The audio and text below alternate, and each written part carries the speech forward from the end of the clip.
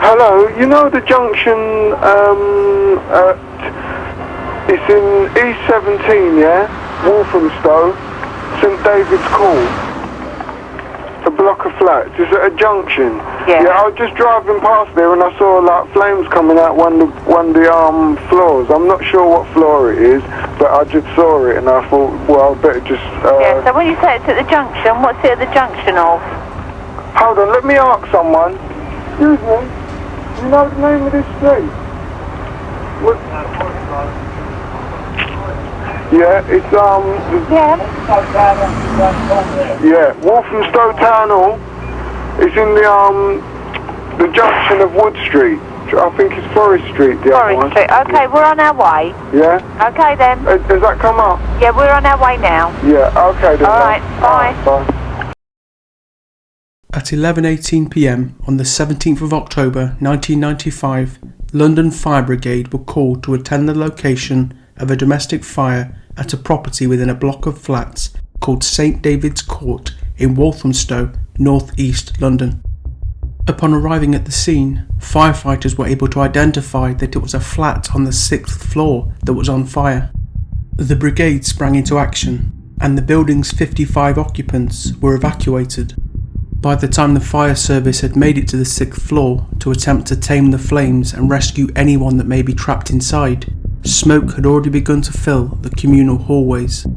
The door of the property was broken down and firefighters began to tackle the blaze while searching for any occupants.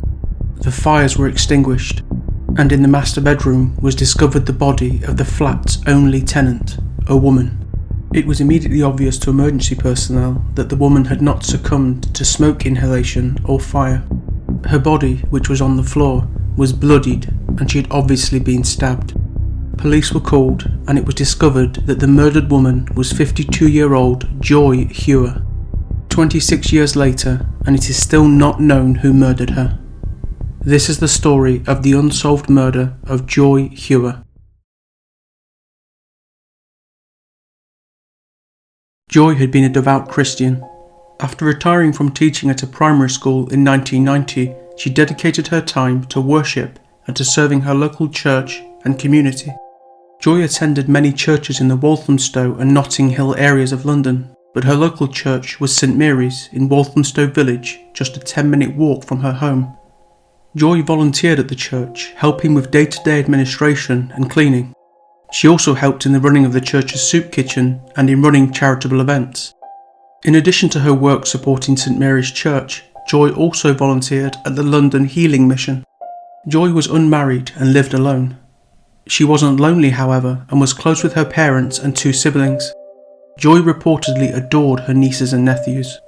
She lived a simple, peaceful life, spent doing things that she cared deeply about.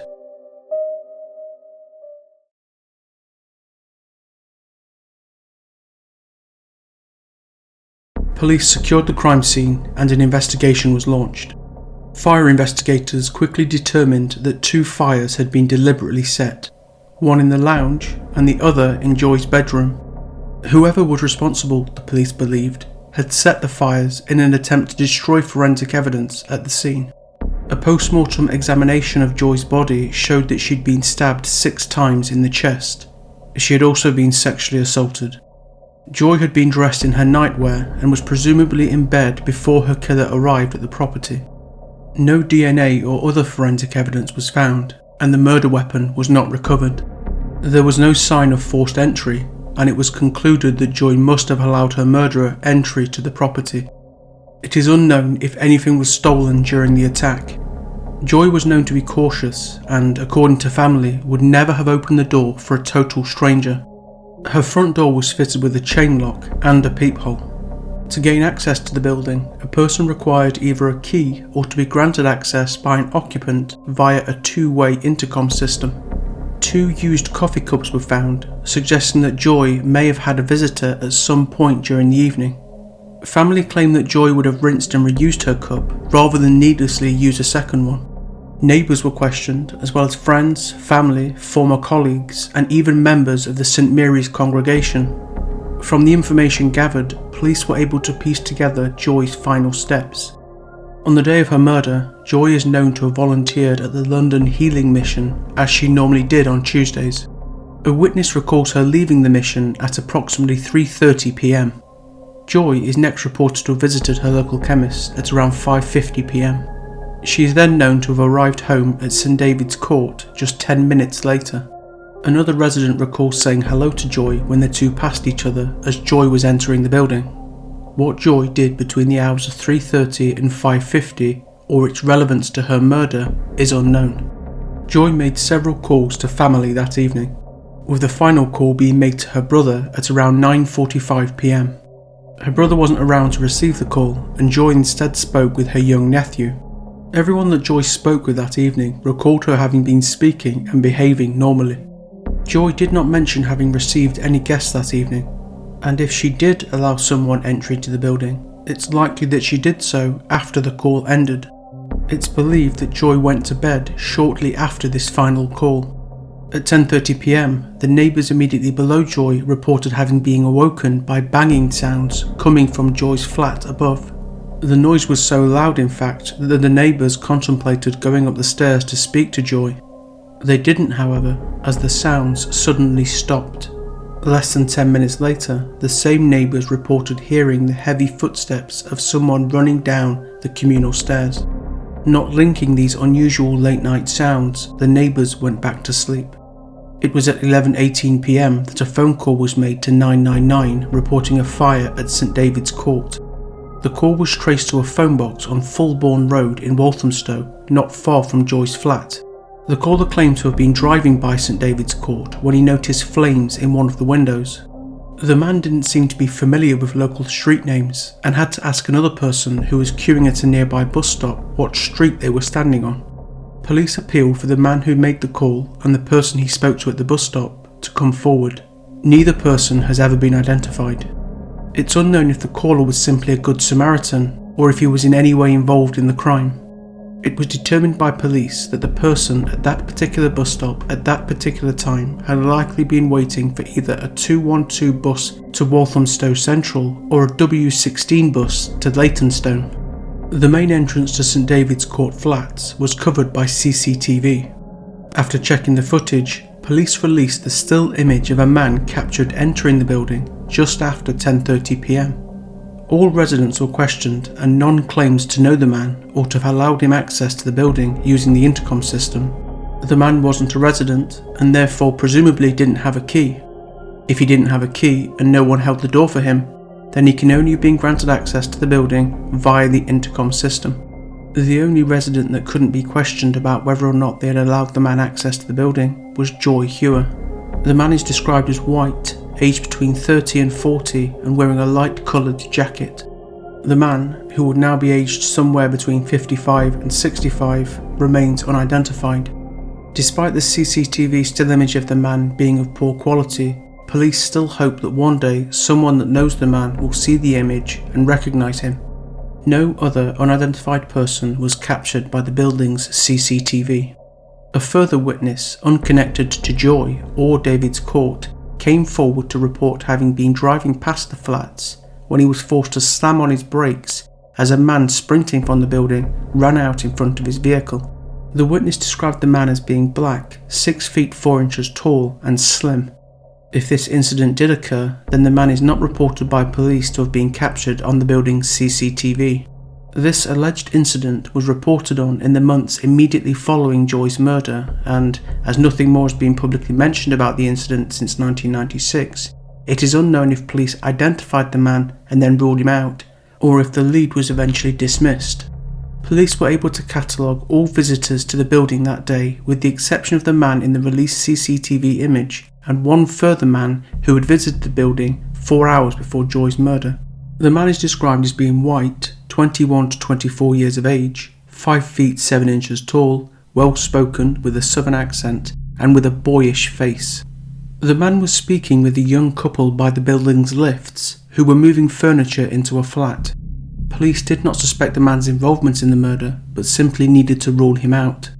Again, this man was reported on in the early investigation and, as he hasn't been mentioned again by police or media, I'm unable to say if he was eventually identified and ruled out. Joy's case would feature on BBC's Crime Watch programme in February 1996, 4 months after her murder. It's usually at this stage in the video that I would list off 20 to 30 years of leads and developments in a case. Sadly, in the murder of Joy Hewer, that isn't possible. Other than sporadic appearances in local and occasionally national media, Joy's case received very little coverage, and there have been few new leads in the case since 1996.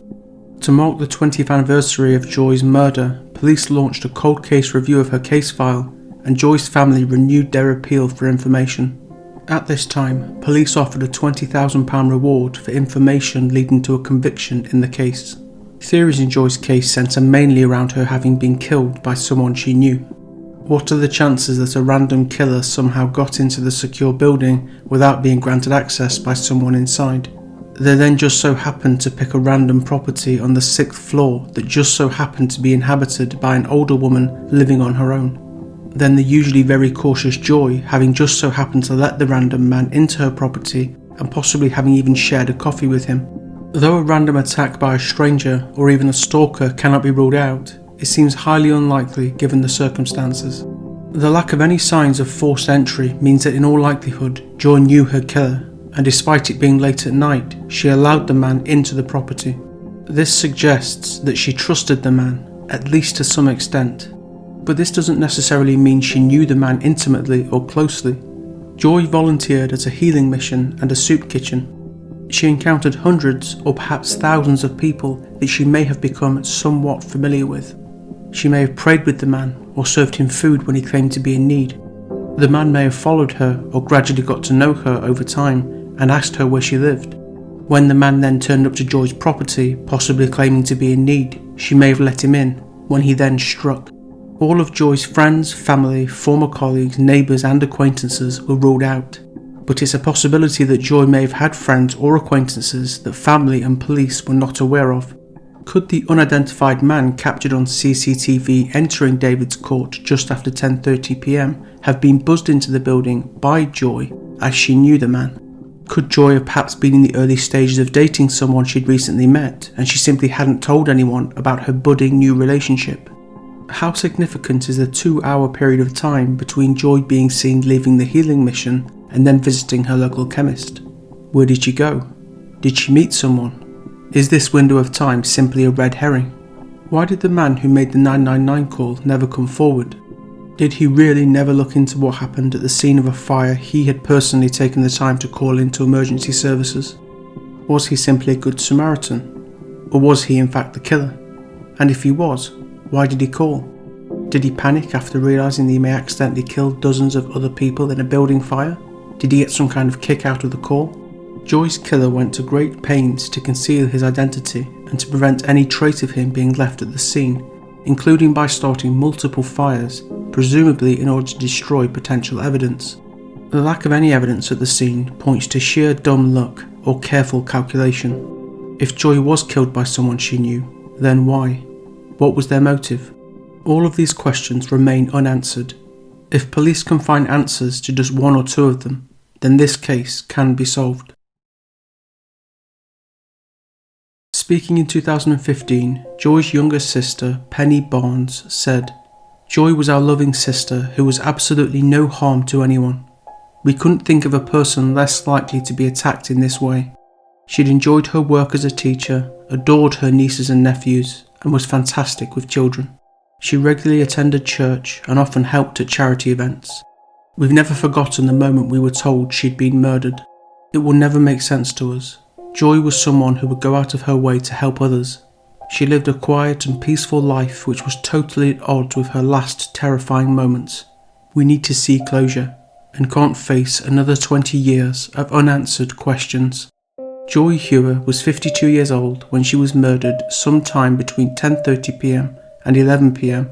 on Tuesday 17th of October 1995 in her 6th floor flat at St David's Court in Walthamstow, North East London. If you have any information that could help police in their ongoing investigation, please call the Police Incident Room on 020 7230 7963 or Crimestoppers anonymously on 0800 555 111.